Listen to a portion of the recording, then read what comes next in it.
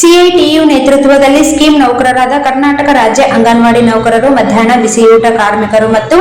ಆಶಾ ಕಾರ್ಯಕರ್ತೆ ಡಿಸೆಂಬರ್ 1-2-2025 ಕೇಂದ್ರ ಸರ್ಕಾರದ ಸಚಿವರುಗಳ ಮನೆ ಮುಂದೆ ಮತ್ತು ಬೆಂಗಳೂರಿನ ಫ್ರೀಡಂ ಪಾರ್ಕ್ನಲ್ಲಿ ಪ್ರತಿಭಟನೆ ಹಮ್ಮಿಕೊಂಡು ಸ್ಕೀಮ್ ನೌಕರರನ್ನು 2012ರ ಅಖಿಲ ಭಾರತ ಕಾರ್ಮಿಕರ ಸಮ್ಮೇಳನದ ನಿರ್ಣಯದಂತೆ ಅವರನ್ನು ನೌಕರರು ಎಂದು ಪರಿಗಣಿಸಬೇಕು ಮತ್ತು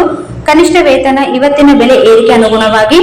31,000 ರೂಪಾಯಿಗಳು ನಿಗದಿ ಮಾಡಬೇಕು ಮತ್ತು ಕೇಂದ್ರ ಸರ್ಕಾರವು 2014ರಿಂದ ಸ್ಕೀಮ್ಗಳಲ್ಲಿ ಕೆಲಸ ಮಾಡುವ ಅಂಗನವಾಡಿ ಬಿಸಿಯೂಟ ಕಾರ್ಮಿಕರಿಗೆ ಒಂದೇ ಒಂದು ರೂಪಾಯಿ ಹೆಚ್ಚಳ ಮಾಡಿಲ್ಲವೆಂದು ಪ್ರತಿಭಟನೆ ನಡೆಸಿದಾಗ ಕೇಂದ್ರ ಸರ್ಕಾರದ ಸಚಿವರಾದ ಎಚ್.ಡಿ. ಕುಮಾರಸ್ವಾಮಿ ಮತ್ತು ರಾಜ್ಯ ಸಚಿವರಾದ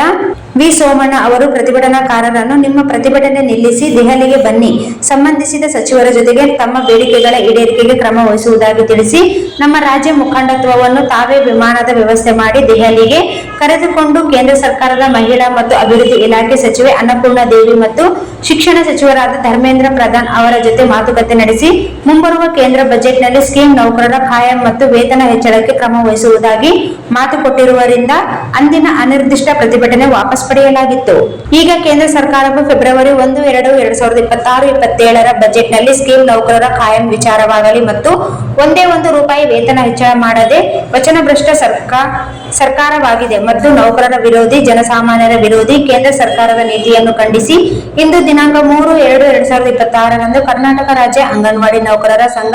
ಸಿಐಟಿಯು ನಗರದ ಮಹಾನಗರ ಪಾಲಿಕೆ ಮುಂದೆ ಪ್ರತಿಭಟನೆ ನಡೆಸುವ ಮೂಲಕ ಕೇಂದ್ರ ಸರ್ಕಾರದ ಬಜೆಟ್ ಪ್ರತಿಯನ್ನು ಸುಟ್ಟು ಕೂಡಲೇ ಕೊಟ್ಟ ಮಾತಿನಂತೆ ಸ್ಕೀಮ್ ನೌಕರರನ್ನು ಖಾಯಂ ಮಾಡಬೇಕು, ಅಲ್ಲಿಯವರೆಗೆ ಬೆಲೆ ಏರಿಕೆ ತಕ್ಕಂತೆ ಕನಿಷ್ಠ ವೇತನ 31,000 ರೂಪಾಯಿ ಘೋಷಣೆ ಮಾಡಬೇಕು ಎಂದು ಒತ್ತಾಯಿಸಲಾಗಿದೆ. ಈ ಪ್ರತಿಭಟನೆಯಲ್ಲಿ ಎಚ್. ಪದ್ಮಾ, ಗೋಕಾರಮ್ಮ, ರಹಮತ್ ಬೇಗಂ, ಶಾಂತಮ್ಮ, ವರಲಕ್ಷ್ಮಿ, ಇಂದಿರಾ, ಕೆಜಿ ಮಲ್ಲಿಕಾರ್ಜುನ್, ಶರಣಮ್ಮ, ಆಸ್ಮಾ ಬೇಗಂ, ಚಂದ್ರಕಲಾ, ಶ್ಯಾಮಲಾ ಸೇರಿದಂತೆ ನೌಕರರು ಉಪಸ್ಥಿತರಿದ್ದರು.